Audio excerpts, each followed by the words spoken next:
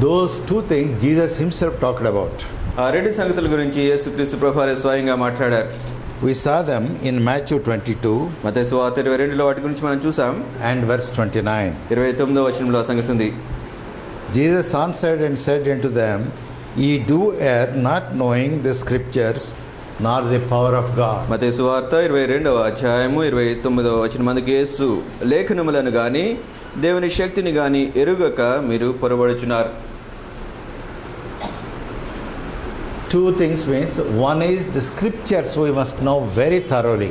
రెండు సంగతులు ఏంటంటే, ఒకటి లేఖనాల్ని మనము పూర్తిగా చాలా స్పష్టంగా తెలుసుకోవాలి. Jesus himself said, యేసే స్వయంగా చెప్పారు మాట. These scriptures tell everything about me. ఈ లేఖనాలు నా గురించి సమస్తాన్ని తెలియజేస్తుంటున్నాయి. My story they will tell you. నాకు ఆ కథ గురించి అవన్నీ చెప్తాయి. John chapter 5. యోహాను సువార్త 5వ అధ్యాయం. John's Gospel chapter 5. యోహాను సువార్త 5వ అధ్యాయము verse 39. 39వ వచనం. Search the scriptures, for in them you think ye have eternal life, and they are they which testify of me. లేఖనములయందు మీకు నిత్య జీవము కలదని తలంచుచు వాటిని పరిశోధించుచున్నారు, అవే నన్ను గూర్చి సాక్ష్యం ఇచ్చుచున్నవి. Yes. Now, if you don't know the scriptures, కాబట్టి ఇప్పుడు మీరు లేఖనాల్ని తెలుసుకోకపోతే you will not know what type of days you are living in. ఎటువంటి దినాల్లో మీరు జీవిస్తున్నారో మీరు తెలుసుకోలేరు. Number one, you should know the scriptures. మొట్టమొదటి సంగతి మీరు లేఖనాల్ని తెలుసుకోవాలి. Number two, రెండవది you should know the power of God. దేవుని యొక్క శక్తిని మీరు తెలుసుకోవాలి. If you know the power of God, దేవుని శక్తిని మీరు ఎరిగి ఉంటే Satan will be defeated. సాతానుడు ఓడింపబడతాడు. So these two things are very important these days for us. కాబట్టి ఈ దినాల్లో మనకు ఈ రెండు సంగతులు చాలా ప్రాముఖ్యమైనవి.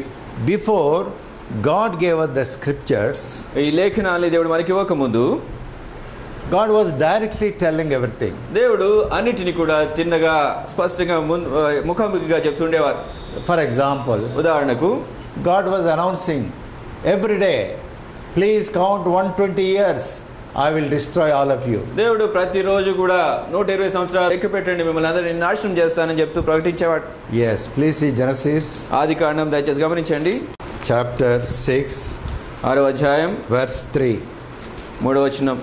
And the Lord said, My spirit shall not always strive with man, for that he also is flesh, yet his days shall be 120 years. ఆదికాండం 6వ అధ్యాయం 3వ వచనం. అప్పుడు యెహోవా, నా ఆత్మ నరులతో ఎల్లప్పుడూ వాదించదు, వారు తమ అక్రమ విషయంలో నరమాత్రులైనారు, ఆయనను వారి దినములు 120 ఏండ్లగున నేను.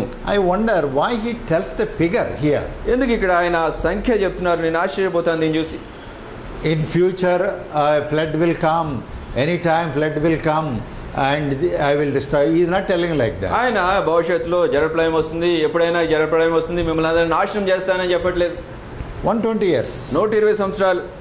Then when he comes to the last 7 days, కాబట్టి ఈ విధంగా చెప్తూ ఆఖరి 7 దినాలకు ఆయన వచ్చినప్పుడు he says again chapter 7 verse 4. ఆయన తిరిగి 7వ అధ్యాయం 4వ వచనం ఈ విధంగా చెప్తున్నారు. For at 7 days I will cause it to rain upon the earth 40 days and 40 nights, and every living substance that I have made will I destroy from off the face of the earth. ఎందుకనగా ఇంకను 7 దినములకు నేను 40 పగళ్లను 40 రాత్రులను భూమి మీద వర్షము కురిపించి నేను చేసిన సమస్త జీవరాశులను భూమి మీద ఉండకుండా తుడిచివేదునని నోహుతో చెప్పాను. 7 days only I leave for you. ఇంకా 7 దినాలు మాత్రమే నేను విడిచిపెట్టాను మీకు. How clearly he is talking. ఎంత స్పష్టంగా దేవుడు మాట్లాడుతున్నాడు. Then he says, ఆయన విధంగా చెప్పినప్పుడు your death will be not a simple death.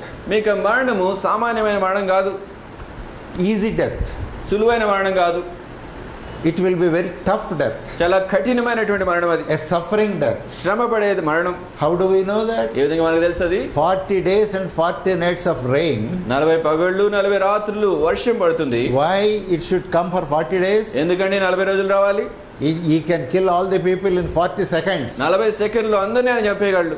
You know, as the rain comes up, చూడండి ఈ విధంగా వర్షం పడుతున్నప్పుడు and the persons are first drenched in the water, మొదటిగా చూస్తే ప్రజలు ఆ వర్షంలో తడిచిపోతారు, and little bit drowning. ఇంకా కొంతగా మునుగుతూ ఉంటారు. Small children are dying. చిన్న బిడ్డలు చచ్చిపోతూ ఉంటారు. Mother lost her children first, తల్లి మొదట తన బిడ్డను కోల్పోతుంది, అది చచ్చిపోతుంది. and their houses are collapsing. వాళ్ళ ఇళ్ళన్నీ కూడా కూలిపోతుంటాయి. And the water came up to the neck. నీళ్లు మెడ లోతు వరకు వస్తాయి. Slowly, all torturous death is embracing them. నెమ్మదిగా ఆ యొక్క చిత్రహింస పెట్టేటువంటి ఆ మరణము వారిని కౌగిలించుకుంటుంటుంది. They did not die suddenly. వారు అకస్మాత్తుగా చచ్చిపోరు. So God was telling that also. కాబట్టి దాన్ని కూడా దేవుడు చెప్తున్నాడు. Now the same God కాబట్టి ఇప్పుడు అదే దేవుడు told every other detail of the future. భవిష్యత్తు గురించిన మిగతా వివరాలన్నిటినీ కూడా చెప్పాడు. He told when will the lamb be killed, that is Jesus will be killed. ఆయన చెప్పారు కదా, ఎప్పుడు ఆ గొర్రె పిల్ల అంటే యేసుక్రీస్తు ప్రభువారు వధింపబడతారు ఆ సంగతి చెప్పారు. In this very Bible you saw that. ఈ బైబిల్ గ్రంథంలోనే మీరు అది చూడొచ్చు. And according to some calculations, కొన్ని లెక్కల ప్రకారంగా Bible scholars and engineers calculated, Bible పండితులు అదే విధంగా ఇంజనీర్లు వారు లెక్కించింది ఏమంటే on 11th April 32 AD Jesus was crucified. క్రీస్తు శకము 32వ సంవత్సరము ఏప్రిల్ నెల 11వ తేదీన యేసుక్రీస్తు ప్రభువారు సిలువ వేయబడ్డారని చెప్తారు. I don't know how they calculated. వారు ఏ విధంగా లెక్కించారో నాకు తెలియదు. They are Bible scholars. వారు బైబిల్ పండితులు. And that day is the correct day one way, because when Gabriel came to Daniel, ఆ లెక్క ఆ రోజు చూసినట్లయితే ఒక విధంగా అది సరైనది. ఎందుకు చేతనంటే దానియేలు దగ్గరకు ఆ దూత వచ్చినప్పుడు Gabriel told him, గాబ్రియేలు చెప్పాడు, yes, when a declaration, when a proclamation is given, a decree is given by Artaxerxes, at the time he became the king, in Nehemiah chapter 2 he gives, all the Jews can go and build the Jerusalem and the walls. రాజు ఆ దినాల్లో రాజుకున్నటువంటి హస్తహర్షవేషు అనేటువంటి ఆయన యూదులందరూ కూడా తిరిగి వెళ్ళి యెరూషలేము పట్టణాన్ని కూడా కట్టొచ్చినటువంటి ఆ ప్రకటింపబడినప్పుడు, from that time onwards, ఆ రోజు మొదలుకొని when you see that announcement by the king, ఆ యొక్క రాజు చేసే ఆ ప్రకటన చేసే ఆ దినం చూసేటంత వరకు కూడా, as he was a Persian king, ఆయన Persia Raju, and he announced, ఆ రాజు ఈ విధంగా ప్రకటన చేశాడు. and Gabriel told him, Gabriel ఆయనతో చెప్పాడు కదా, దానియేలుతో చెప్పాడు. 25th verse of chapter 9, 483 years, 483 years. 483 సంవత్సరాలు అనేది దానియేలు గ్రంథము 9వ అధ్యాయము 25వ వచనం. Now therefore, and understand that from the going forth of the commandment to restore and build Jerusalem unto the Messiah the Prince shall be 7 weeks and 62 weeks, and the street shall be built again, and the walls even in troublous times. యెరూషలేమును మరలా కట్టించవచ్చునని ఆజ్ఞ బయలుదేరిన సమయం మొదలుకొని అభిషిక్తుడగు అధిపతి వచ్చే వరకు 7 వారములు పట్టునని స్పష్టముగా గ్రహించుము. 62 వారములు తొందరగల పట్టణములందు పట్టణపు రాచవీధులను కందకములను మరలా కట్టబడును. That means 69 weeks. దాని అర్థం ఏమంటే 69 వారాలు. 1 day is 1 year. ఒక రోజు ఒక సంవత్సరం. 483 years. 483 సంవత్సరాలు. Messiah, that means Jesus will be killed. Messiah అంటే యేసుక్రీస్తు ప్రభువారు వధింపబడతారు. In the Old Testament times, పాత నిబంధన సమయంలో, before Messiah never came to this world, Messiah ఎప్పుడు కూడా ఈ లోకానికి రాకముందే, when he should die, ఎప్పుడు ఆయన చనిపోవాలి, and how to count that time, ఏ విధంగా సమయాన్ని లెక్కించాలో God told.